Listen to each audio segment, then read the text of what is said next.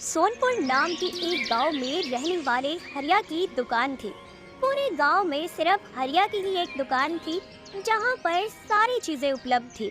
घर की जरूरत के सामान की चीजें हरिया अपनी दुकान में रखा करता था। दूध से लेकर दाल, चावल, टूथपेस्ट, माचिस के डिब्बी, हर तरीके की चीज हर की दुकान पर मौजूद थी। हरिया काफी सालों से दुकान चला रहा था और उसने काफी पैसे भी कमाए थे। लेकिन हरिया स्वभाव का बड़ा ही लालची था। उसे लगता था कि गांव के सभी लोग सिर्फ उसकी दुकान से ही सामान खरीदने के लिए आए, जिससे उसे ज्यादा से ज्यादा मुनाफा हो।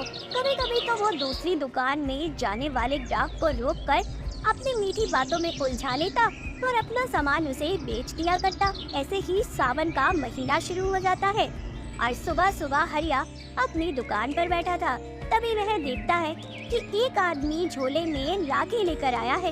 उसे देखकर हरिया अपनी बीवी लाजो को दुकान पर बैठाकर उसके पास जाता है। अरे ओ भाई, कौन हो और यहाँ क्या कर रहे हो? इस गांव के तो नहीं लगते, कहाँ से आए हो? जी, मैं शिवा पास ही के गांव में रहता हूँ। रक्षाबंधन आने को है तो मैं राखी बेचने के लिए आया हूँ। अच्छा, कितने पे दी राखी? जी, एक राखी के 10 रुपए।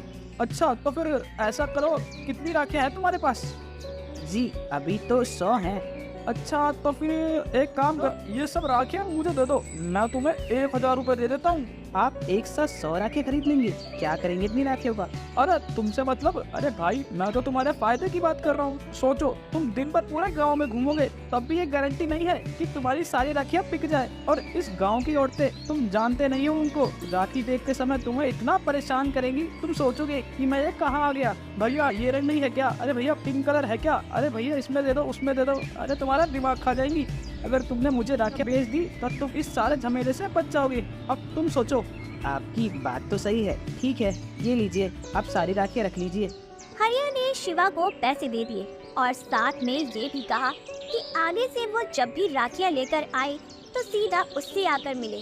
शिवा हाँ कहकर राखियों का डब्बा उसे देकर चला जाता है। हरिया राखियाँ लेकर दुकान में आता है तब। अजी ये क्या है? आप इतनी राखियाँ क्यों लेकर आए हैं? अरे इन्हें बेचना है। अरे लेकिन दुकान पे जगह कहाँ है राखियाँ लगाने के लिए? अरे ये तो बताइए। जगह हो जाएगी, लेकिन जरा ये सोचो कि हमें इन राखियों से कितना मुनाफा होगा। मैंने एक राखी 10 रुपए की खरीदी है और अब मैं इसे 15 रुपए में बेचूंगा। बैठे बैठे एक राखी के 5 रुपए का फायदा हो जाएगा। अरिया तू तो बहुत चालाक है। हरिया उस दिन से दुकान में राखियाँ भी बेचने लगता है। शिवा आकर हरिया को अलग अलग तरीके की राखियाँ दे जाता था। गांव की सभी औरतें हरिया से राखी खरीदने लगी थी। साल दर साल हरिया राखी बेचने लगा और खूब पैसे कमाने लगा। अब उसका लालच और ज्यादा बढ़ता जा रहा था।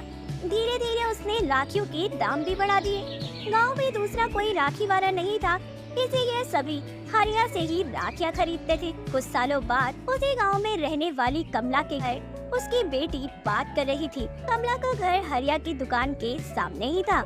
माँ, मुझे पैसे दो ना। वो स्कूल में टीचर ने कहा है कि सब लड़कों को राखी बांधनी है और मुझे अपने भाइयों के लिए भी तो राखी लानी है। मैं अपनी सहेलियों के साथ जाकर ले आती हूँ। अरे गायत्री, मेरे पास अभी इतने पैसे नहीं है कि मैं तुम्हारे स्कूल के सारे बच्चों के लिए राखी खरीदूं।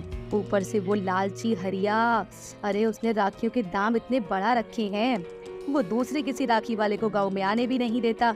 हम सबको मजबूरन उसी से राखियाँ खरीदनी पड़ती हैं। बेटा इस बार तो उनके धागों से बांध दे सबको स्कूल में राखी। उसी को राखी समझ ले बेटा। राखी 2 की हो या 2 लाख की हो या फिर सिर्फ एक धागा, उसकी कीमत नहीं होती है। जरूरी तो ये है कि भाई बहन में कितना प्यार और अपनापन है, समझी? गायत्री मायूस हो गई। कमला ने ऊन की लड़ी गायत्री को दे दी। उसे कमला की बात समझ तो आ गई थी, लेकिन वो उन धागों को राखी के तौर पर बांधती तो शायद स्कूल में सब उसका मजाक बनाते। इसीलिए उसने कुछ सोचकर कमला से 2-3 अलग अलग तरीके की ऊन की लड़ियां ले ली। गायत्री ने उस ऊन से एक बहुत ही सुंदर राखी बनाई और अपनी माँ को दिखाने लगी। कमला को भी वह राखी बहुत पसंद आई। तुम इसी तरह अलग अलग रंग की राखियाँ बनाओ, सबको अच्छी भी लगेंगी और हमारे पैसे भी बच जाएंगे। फिर अगले कुछ दिनों तक गायत्री बहुत सारी राखियाँ बना लेती है। उसकी राखियाँ सच में बहुत सुंदर थी। एक दिन कमला की पड़ोसन रूपा हरिया की दुकान पर राखी खरीदने के लिए जा रही थी। तब उसने कमला के घर में झांक कर देखा कि बहुत सारी राखियाँ रखी हुई है और वह बोलती है, अरे वाह कमला, इतनी सुंदर राखियाँ कहाँ से खरीदी तुमने? हरिया के पास से तो नहीं लगती है। अरे ये गायत्री ने बनाई है। अरे वाह गायत्री, तुमने तो बहुत अच्छी राखियाँ बनाई है। एक काम करो, मेरे लिए 7 राखियाँ बनवा दो। मैं वैसे हरिया के पास जा रही थी, लेकिन उससे तो तुम्हारी राखियाँ कई गुना अच्छी हैं। जो भी तुम्हारे पैसे होंगे वो मैं दे दूंगी। अरे पैसे का क्या है, ऐसे ही ले जाओ। अरे नहीं नहीं कमला, जरा सोचो, वो हरिया कितने ज्यादा दामों में राखी बेचता है। अगर तुम लोगों को राखियाँ बनाकर बेचोगी तो फायदा तो तुम्हें ही होगा और हमसे भी थोड़े से पैसे बच जाएंगे। मैं गांव में सबको बता दूंगी कि गायत्री राखियाँ बनाती है।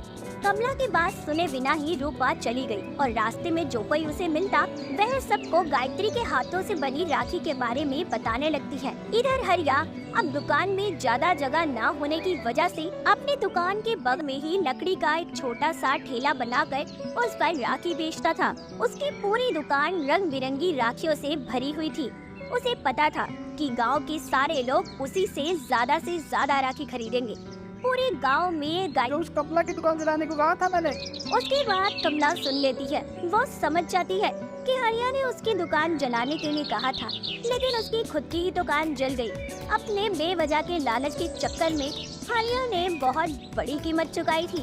उसकी सारी राखियाँ जलकर राख हो चुकी।